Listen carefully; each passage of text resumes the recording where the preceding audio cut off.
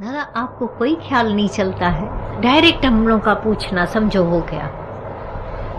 उनका दादा भगवान इतने सरल थे, सच्चाई में बता देते थे। बोलते थे समझो मल विक्षेप आवरण, 3 बातें। तो आवरण चला गया पहले दिन कि तू देह नहीं आत्मा है। ओके, मलिनताएं विकारों की कारण शरीर में इतने हमले, इतने गंदगी, तुम 2 मिनट भी शांत करके नहीं बैठ सकोगे। अरे आंख मूंद करके भी नहीं, क्योंकि अंदर खाएगा वो जो अपने ही विकार, गंदगियां हमको इतना डरावनी लगती है कि हम आंख भी मूंद करके बैठ नहीं सकते। अब चलो सत्संग सुनते सुनते मलिनताएं निकलती जाती है, निकलती जाती है। तो कारण शरीर में विक्षेप, मल विक्षेप आवरण, अभी विक्षेप जो सूक्ष्म पर विक्षेप, रजोगुण तमोगुण, अंदर तक कारण शरीर में विक्षेप लगा पड़ा है, जो शरीर तक भी बाहर भी दिखाई देता है। फत फत, चिड़चिड़, शक्लें ऐसी, सब कुछ है कारण का ही। अच्छा, धीरे धीरे मलिनताएं गई, अभी विक्षेप निवारण होता जाता है। लेकिन विक्षेप दैट सेंस जो पहले था और ज्ञानी का विक्षेप में दिन रात का फर्क रहता है। पर पछाड़ी तक, पछाड़े सांस तक रहेगा विक्षेप, माना एक फुरना रहेगा ही रहेगा। तुम उसको वो भले कहो कि मेरे को कोई भी ख्याल नहीं, माना इच्छा नहीं है, दुख नहीं है, ये शांति रहती है। पर कोई इस भ्रम में आ जाए, अक्सर लोग उन आडंबरियों के अक्षरों से भ्रम में आ जाते हैं। दादा भगवान ने बताया, देखो अभी सामने कोई हमला करने आता है तुम्हारे ऊपर, तो मेरा जाएगा कि ध्यान जरूर जाएगा, डर नहीं जाएंगे। पर तुम्हारा बचाव, कुत्ता एक लड़की को सता रहा है, तंग कर रहा है, तो कुतो कुतो करके भगाया, तो जरूर कुछ उठाओगा तभी कि ऐसी स्टैचू बनकर बैठे रहेंगे मेरा क्या भी फुरना आएगा। ये भी फुरना है। लड़की देख उठकर किया काम, फिर भुला दिया। तो इतना भ्रम निवारण कर दिया था कि अभी झूठे लोगों की बातें ही नहीं अंदर में आती। ये ठगी, प्रशंसा वाली या गलत वे में धारणा फैलाना, तो पहले तो समझें कि होता क्या है, चलता क्या है। ऐसा तो नहीं चलता है कि तुमको लेकर घसीट कर डुबाता है, जलाता है, दुखी करता है। राग और द्वेष तलवारें हैं, वो सताती, उसकी वजह से जो अंदर में संकल्प विकल्प, मैं मेरे के लिए, पास्ट फ्यूचर के लिए, ये जो आते थे डरावने सपने, डरावने ख्याल, फ्यूचर फियरिंग, ये सब बातें तुमको हिला हिला के जाती थी। राइट? अब जब ये सब निवारण होता जाता है, अब देखो ख्यालों का रूप ही बदली हो गया। पहले तुमने अपने वालों के लिए सोचा था, अब ख्याल करते हो औरों के। उसका फोन नहीं आया, वो फलाने नहीं आए थे, संडे को कौन मिस थे, ये थे। अब उठा पटके उठे लगा। अब उनका तुम ख्याल करोगे भी तो तुमको कोई गिराता तो नहीं है। फलाने दिन क्यों नहीं कोई आए, जरूर क्या कोई बात होगी, फलाने भाई उसकी खबर तो लो, फोन करके तो पूछो, उनका सार संभाल तो तुम लो, ये करो वो करो। हो गई बात, अब छुटकारा। या खुद भी करे तो ब्लैंक, तो ये बदमाशी है, ये एक ठगी है। प्राणायाम करके प्राणों को अपने ऊपर चढ़ा लेते हैं, रोकते हैं, समझा? एक है सविकल्प सक्रिय ध्यान, एक है निष्क्रिय ध्यान, वरना कुछ भी नहीं करना, लेकिन प्राणों को रोक लिया। ऐसे ऐसे संत साधु देखे गए जिन्होंने हार्ट की बीटिंग भी रोक ली, ध्यान से रोक ली, प्राणायाम से। अभी सब डॉक्टर खड़े हैं, बीटिंग देख रहे हैं, नहीं नील, तो जिंदा कैसी है? कहीं किसी ऐसी जगह छिपा ली जो हार्ट की बीटिंग भी नहीं होती। ये प्रैक्टिस से उनको मिला। अभी सब डॉक्टरों ने एक मत से बोला, हाँ बीटिंग नहीं चल रही है। उसने अपना वो प्राणों को ढीला किया, फिर बीटिंग चालू, फिर देखो हाँ वही चालू हो गई। यहाँ तक भी संतों ने, ऋषियों ने किया हठ योग से प्राणों को रोकना, चित्त वृत्ति निरोध। तो प्राणों को रोका तो चित्त की वृत्ति निरोध हो गई, शांत हो गई सब ओर से। है तो सब जीव भाव। हाँ हाँ हाँ हाँ, ऐसे भी संत हैं। पर ये हठियों की मान नहीं तो कुछ न कुछ देह अध्यास तो है ही। पर और ये एक तरह से शरीर के लिए उसने अच्छा किया कि जितना रोका उतनी एनर्जी बाहर नहीं गई, प्राणों की रिदम कम कम कम कम, जो श्वास कम उठे तो स्टोर हुए, वो उन्होंने शरीर तक अच्छा किया और बाहर मुखी नहीं हुए, वृत्तियों को भटकाया नहीं, अंतर्मुखी रहे। पर क्या भरोसा है कि जैसे ही फिर ध्यान से उतरे फिर अहंकार ना आवे, फिर इच्छा न उठे, क्योंकि हठ योग की तो हार ही है। एक चढ़ गई, सुरत चढ़ गई, फिर उतरेगी, फिर वही चीज नाम रूप पदार्थ, तो मैं हूं ये। तो ये देह अध्यास में ये सब पॉसिबल है। इतनी करामतों वाले लोग तुम देखोगे, 18 किस्म की सिद्धियां। सामने लोग उधर बैठे हैं, वो जो सोच रहे हैं उसको पता पड़ जाता है। थॉट रीडर, माइंड रीडर हुआ, फिर फेस रीडर हुआ, फिर अपने आप को छोटा बनाने की कला। तो हनुमान ने छोटा भी किया, नहीं हाँ हनुमान ने फिर बड़ा भी किया। वहां पर रावण के दरबार में बड़ा हो गया और उसके सुरसा के मुंह में छोटा हो गया। उसके पास तो सब कला, उड़ने की कला, पास्ट जानने की, फ्यूचर जानने की कला, ऐसे 18 किस्म की कलाएं हैं। दूसरे में प्रवेश कर जाए ऐसी कला, मुर्दे में जाकर के प्राण फूके, ये भी एक सिद्धि। 18 किस्म की सिद्धियां हैं, भले लोग हासिल करते हैं अपने में मेहनत करके। पानी पर चलने की सिद्धि, पानी पर चले, हवा में उड़े, सब किया, पर एक मन को वश नहीं किया, कुछ नहीं हुआ, पण गए काम से। और ईगो बड़ा बड़ा, ज्ञान से ईगो लेस हो जाती, तमन्नाओं से खाली, कुछ होने, to be something and to do something is ignorance. ये जो करने की और होने की चाहना है मनुष्य को, उसने तो अज्ञान में उसको डाला हुआ है, अभी अज्ञान है। पर निर्वासना, निर्विकार ब्रह्मज्ञानी हो जाता है। उसको कुछ करने की चाहना नहीं बचती है कि मैं कुछ पैसे से डबरोटी को, पत्थर को डबरोटी बनाऊं, ये करूं वो करूं, हाथ सफाई। तो आज का तो दुनिया और सुजाग हो गई है, जो हाथ सफाई दिखाएंगे उसको मदारी कहेंगे। पर जिते लोभी हुजन उधर ठोगी भूखा न मरंदा, ऐसे उनके पीछे भी लोग बहुत पड़े हुए। क्यों? जहाँ कोई तकलीफ है व्यक्ति चाहता है छुटू छुटू, तो कब्रिस्तान में जाएगा, कहाँ कहाँ, पाली पर, वहाँ पर कौन सा है ये हाजी अली, नहीं हाजी अली तो हाँ मुसलमानों का, पर ये जो है ये माउंट मेरी, हिंदुओं क्रिश्चियनों से ज्यादा हिंदू धक्के खा रहे हैं, वहाँ टांग लेके जा रहे हैं। वहाँ दुखी दर्दी व्यक्ति शॉर्टकट ढूंढता है। फिर समझो वो होने वाली बात है, वो चर्च में से हुई, बहुत पहुंचा हुआ चर्च है, बहुत ही। बुधवार को देखो माइम चर्च के पास प्रॉब्लम हो जाता है, ट्रैफिक जैम।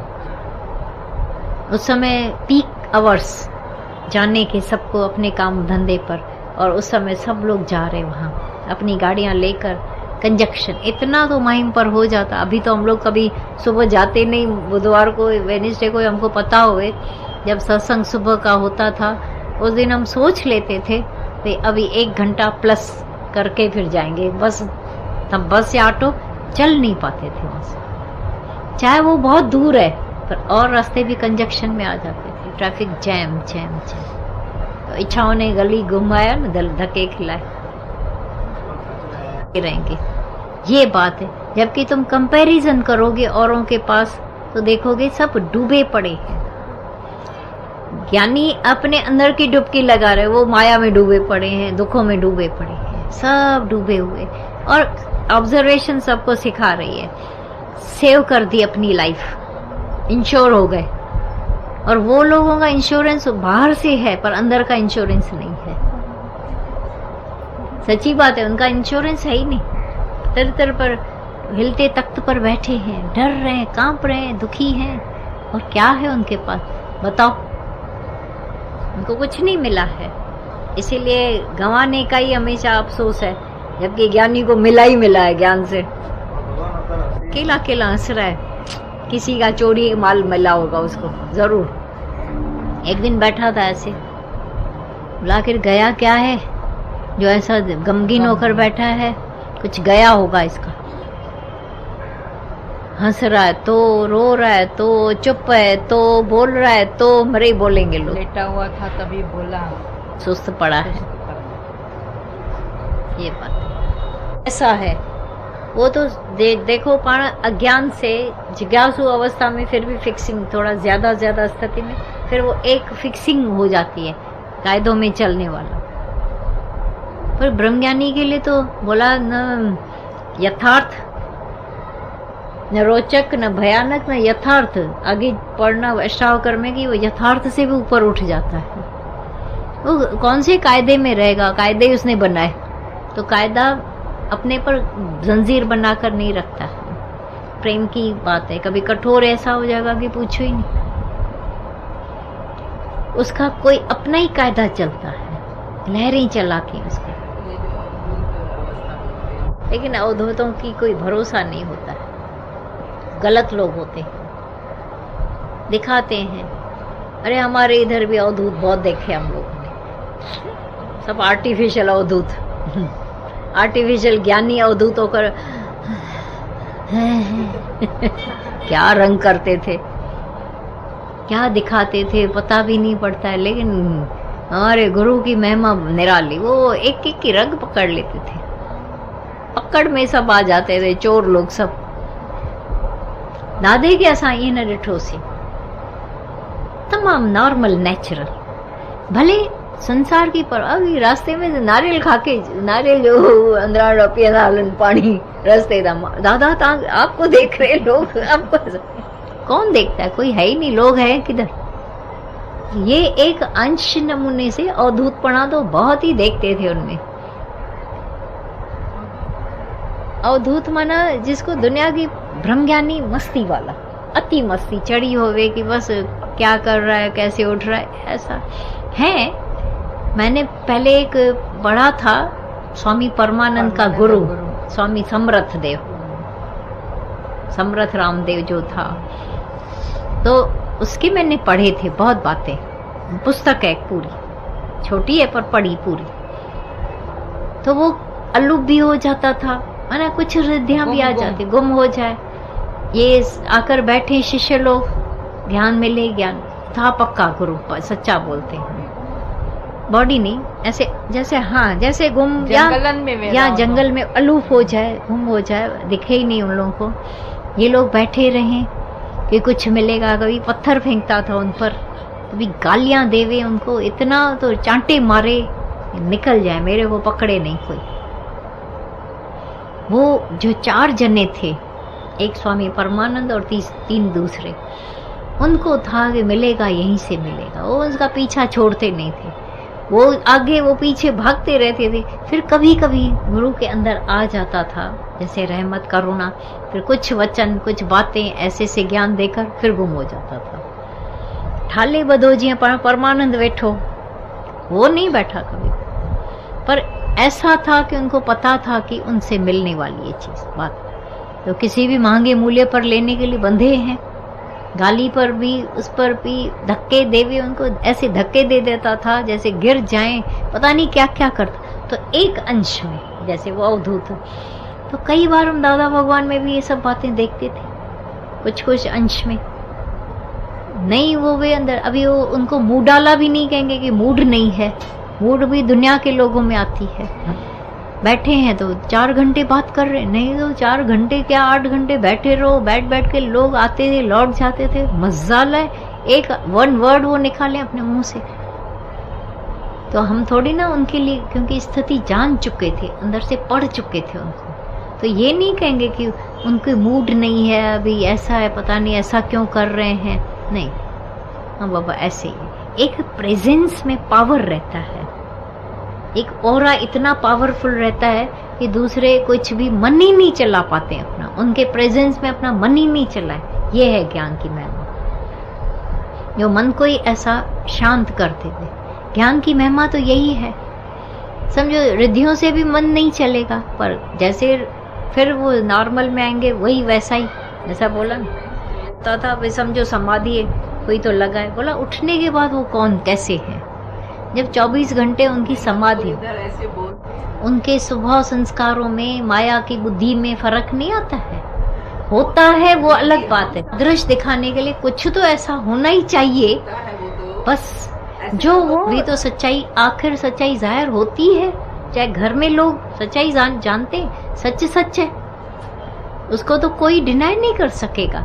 इच्छा भी नहीं रुकती है, क्रोध भी नहीं छिपता है, तो फिर निरिच्छापना कैसे छिपेगा। भले कितने काल तक वो ऐसे बेपरवाह भी रहें अपने स्वार्थों में, अपनी इच्छाओं में, पर कभी तो भगवान उनके भी अंदर घंटी बजा के जाता है। ऐसी कोई बात नहीं है, सच्चाई आखिर सच्चाई है। क्यों नहीं छिपस नहीं, कुछ करे छिपाए, इच्छा नहीं छिपती हो तो निरिच्छापना भी नहीं छिपेगा, वो भी घंटियां बजा बजा कर अनाउंस हो जाता है।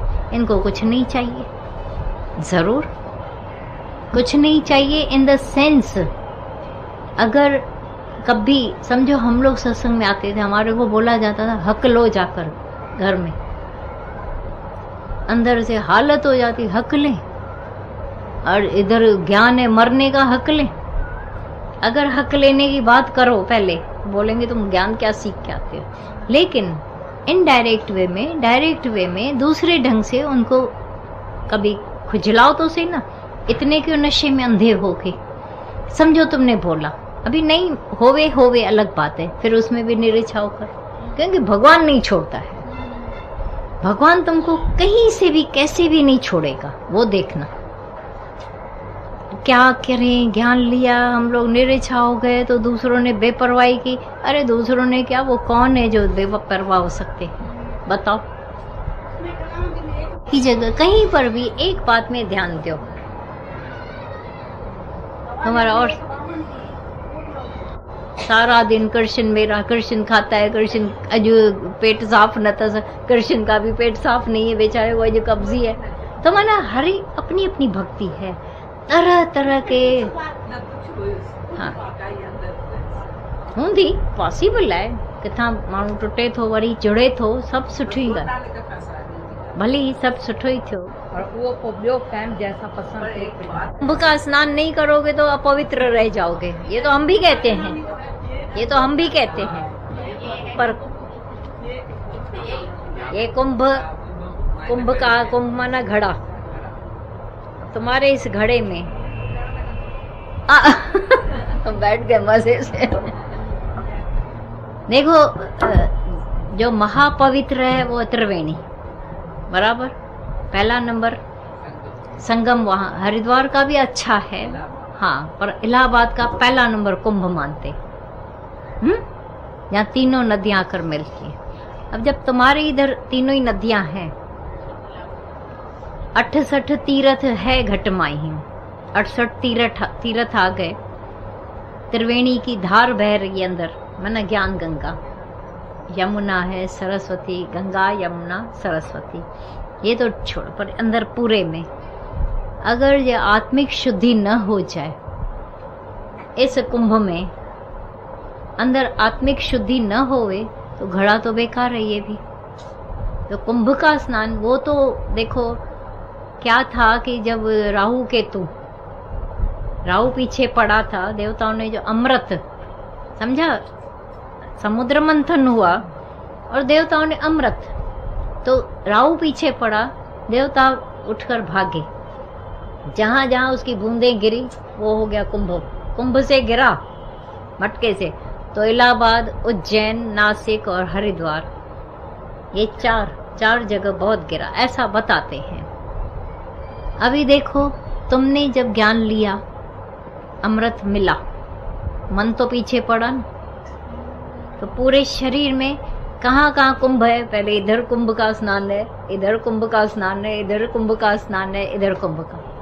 अगर ये चार हमारे पवित्र हो गए, दिमाग, दिल, आंखें, कान महापवित्र, ये स्नान हुआ सच्चा। आत्मिक स्नान के सिवाय ये कुंभ का स्नान करके आते हैं लोग, ओके करके, फिर चिल्लाते क्यों है, फिर जलते क्यों है, फिर रोते क्यों है, वहां मर के आते हैं। हर कुंभ में जो लड़ाइयाँ होती है संतों की, त्यागियों की, चिमटे वालों की, क्या क्या नांगे उनसे लड़ते, वो उनसे लड़ते। हर एक बार खाली लास्ट टाइम जब भी नहीं हुआ, सुखपूर्वक हुआ, सुखपूर्वक है। उधर वो पूरा कुंभ भरे ही कर रहे हैं, क्योंकि हरिद्वार को मेन देना है उनको खास, उनके हिसाब किताब अपने हैं, वो करें। लेकिन अगर कुंभ स्नान सत्संग में नहीं हुआ तो भी शांति नहीं आने वाली। और ये हो गया कुंभ का स्नान, फिर तो कहीं इच्छा और भी सब इच्छाओं को उतारे के निकल, मंदिर जाने की इच्छा, व्रत, नेम, उपवास, तीर्थों पर जाना, मंदिरों के तरह तरह के मंदिर, घंटियां, ये वो